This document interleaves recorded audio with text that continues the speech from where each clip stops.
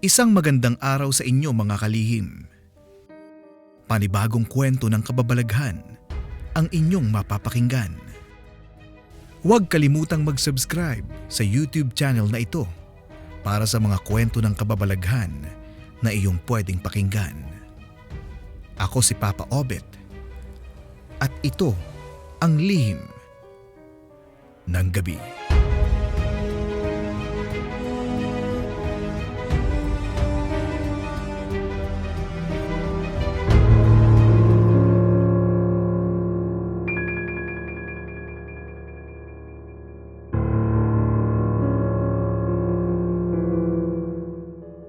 Isang mapagpalang araw po sa inyo, Papa Obet.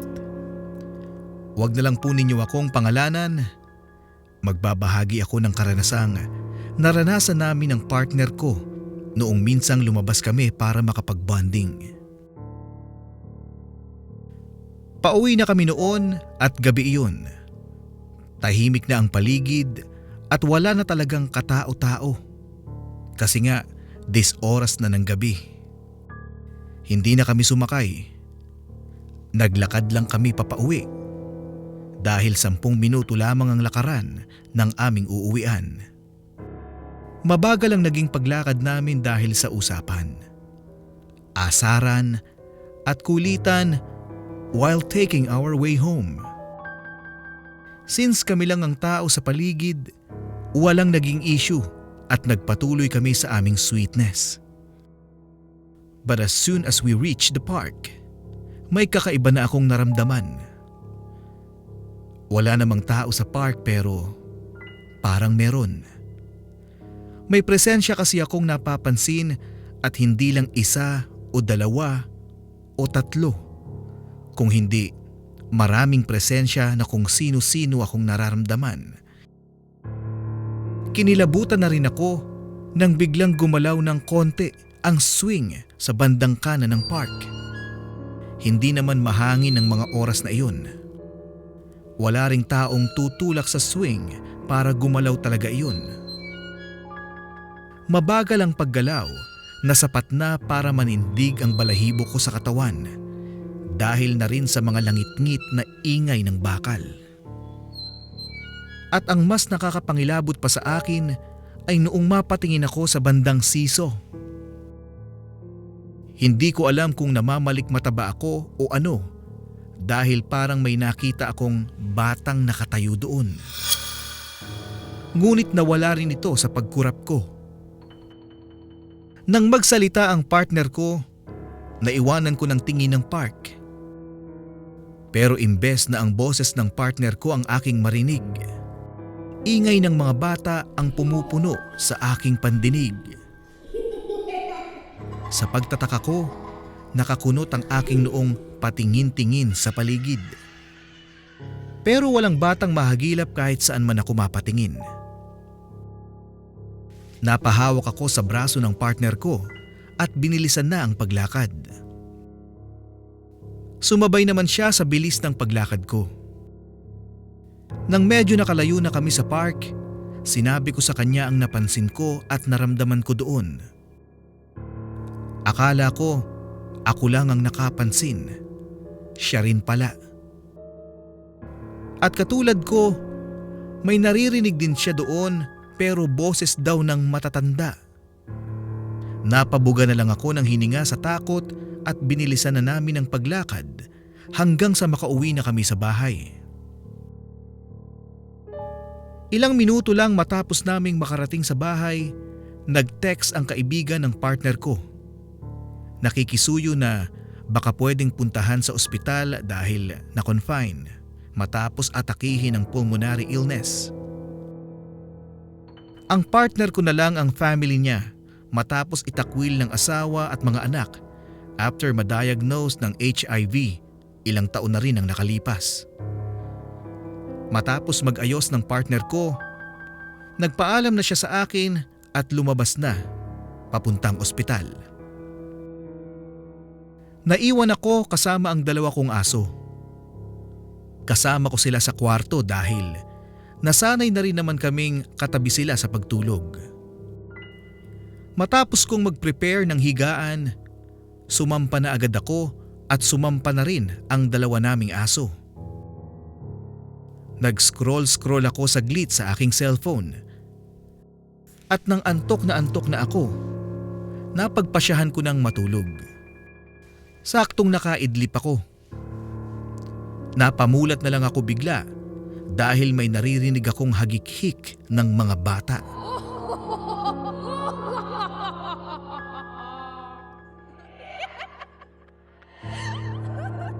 Sobrang lakas ng hagikhik na nawala ang antok ko at agad ding kinilabutan. Napapatahol na ang mga aso na nakaharap at nakatingin sa partikular na sulok ng kwarto.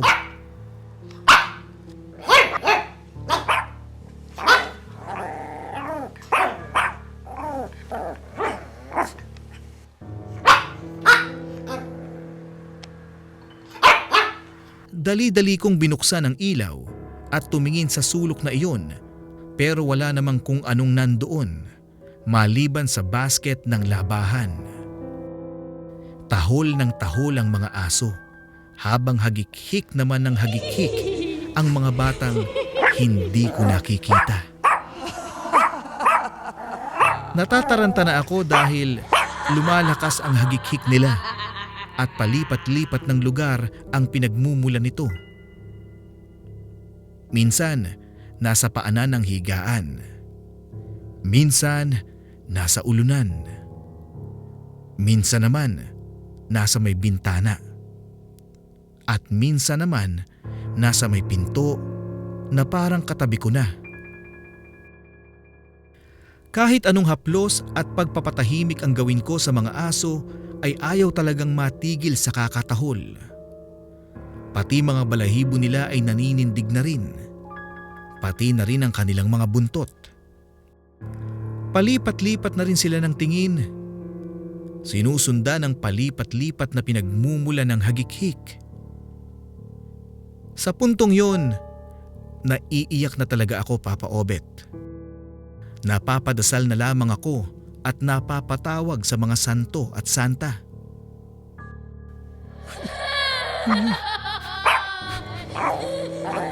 Ano yun? Hindi ko... Saan ang gagaling? Saan ang gagaling yun? Saan ang galing yun? Sino ba kayo? Tumigil na kayo! Wala kayo sa pamamahay nyo! Pakiusap, lubayan niyo ako! Nakikiusap ako! Lubayan niyo ako! Paulit-ulit kong sabi pagkatapos magdasal. Pero kahit anong pagtataboy ko sa kung anong elementong iyon, ayaw talaga akong tantanan. Medyo nangangamoy na rin ang kwarto. Yun bang amoy na parang nabubulok na bangkay? Gusto ko nang lumabas ng kwarto pero namamanhid ang mga paa ko sa takot. Ni hindi ko nga maigalaw ang katawan ko na para bang naninigas. Nanginginig na rin ang mga kamay na nakahawak sa mga asong tahol pa rin ang tahol. Halos pumikit na ako dahil mas lalo pang lumalakas ang hagikhik at nararamdaman kong may humahaplos na sa aking buhok at likod. Alam kong hindi hangin iyon dahil hindi naman mahangin at sa tingin ko ay mga kamay iyon.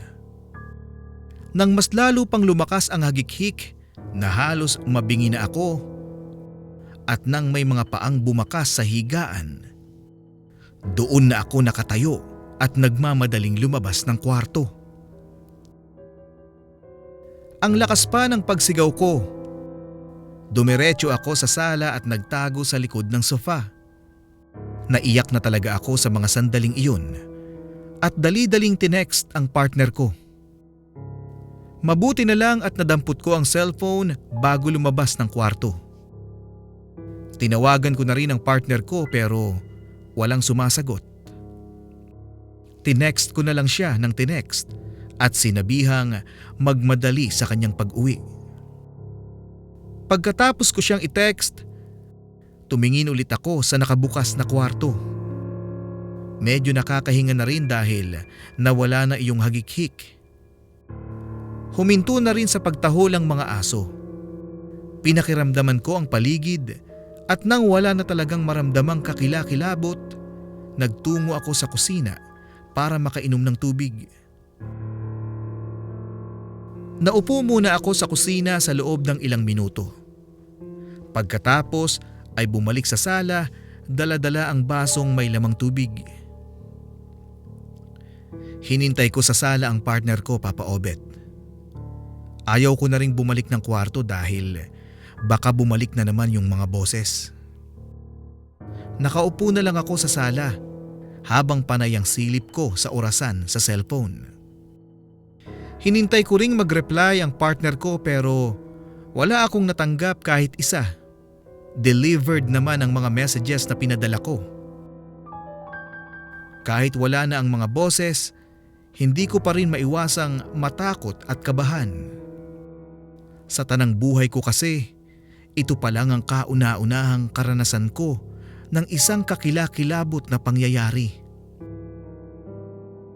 Gusto ko sanang lumabas at pumunta na lang sa ospital dahil mukhang magtatagal yata ang partner ko. Pero nang mapatingin ako sa labas, mas lalo lang nadagdagan ang katatakutang naiisip ko dahil sa sobrang dilim.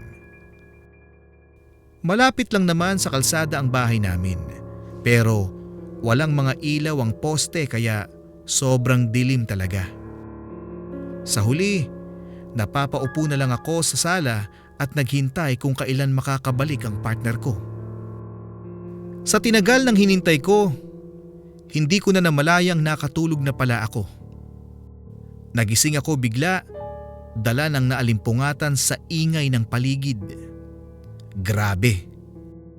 Unang pagmulat ko pa lang, takot agad ang sumalubong sa akin. Muli, nagbabalik ang mga boses ng mga bata. May nagtatawanan, may nagkakantahan, at may nagbubulong-bulungan. Lahat ay nagmula sa kwarto, kahit nasa sala ako. Dinig na dinig ko ang mga boses at kaingayan nila. Nagsitahulan na naman ang dalawa kong aso.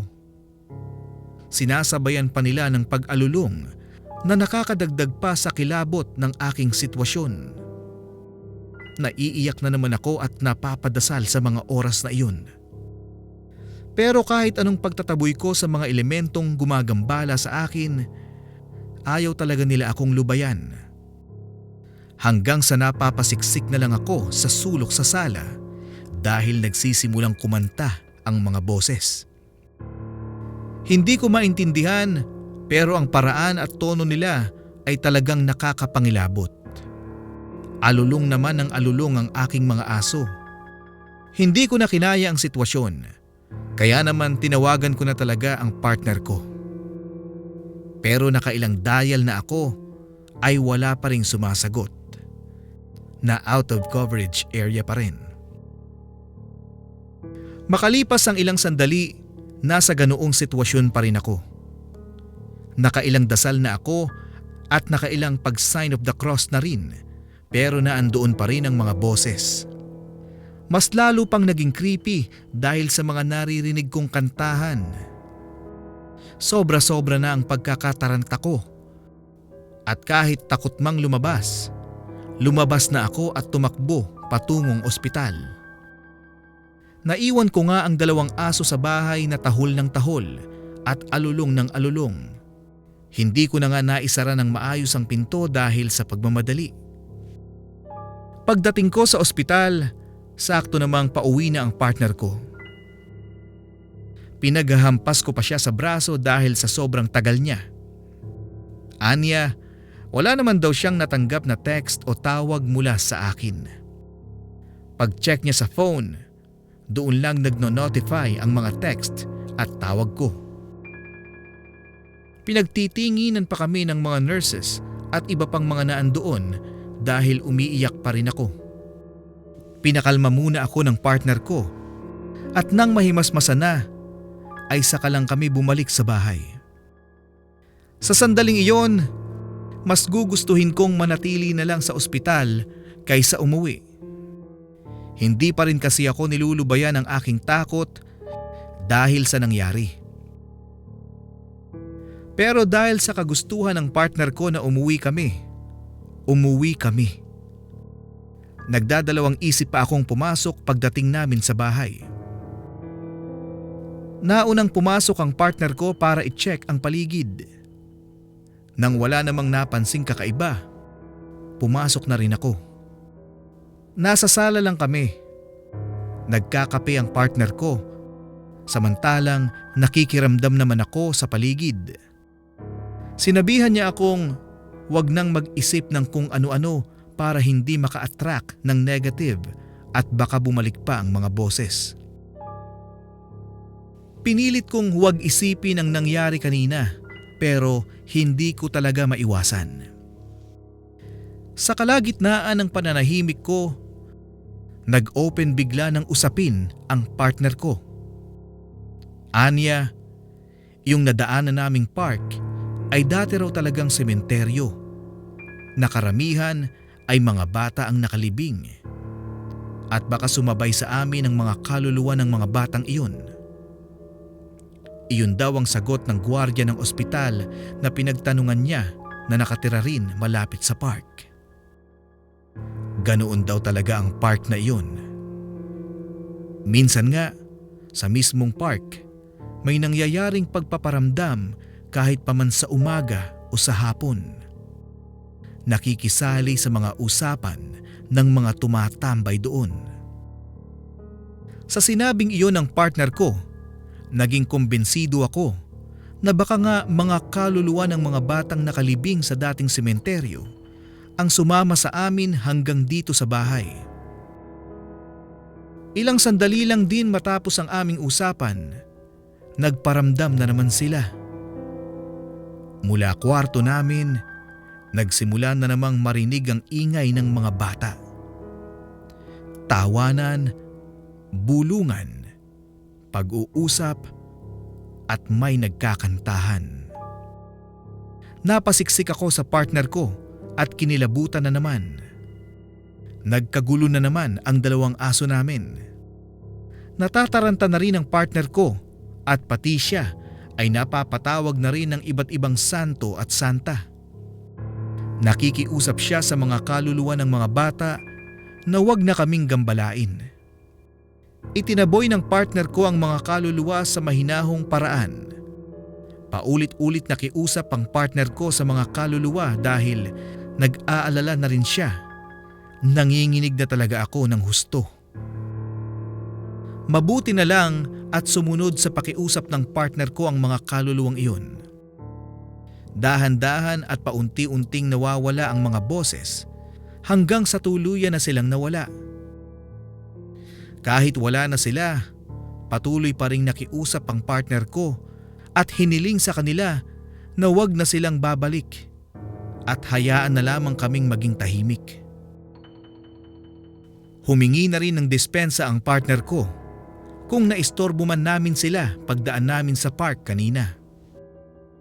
Makalipas lang ang ilang sandali, naging tahimik naman ang aming tahanan. Malalalim na paghinga pa ang nahugot ko dahil doon. Pasado 4:00 na ng madaling araw at doon lang kami natahimik ulit. Napapadasal tuloy ako sa altar, napaparosaryo at lubos na nakikiusap sa may kapal na proteksyonan kami laban sa mga kaluluwang ligaw katulad na lang ng mga batang iyon. Mabuti na lang talaga at walang gaanong napuruhan sa pangyayari at ligtas pa rin kami kahit papaano. At kahit kailan, dere-deretso na ang paglakad namin at hindi na lumingon sa park na iyon kahit kailan.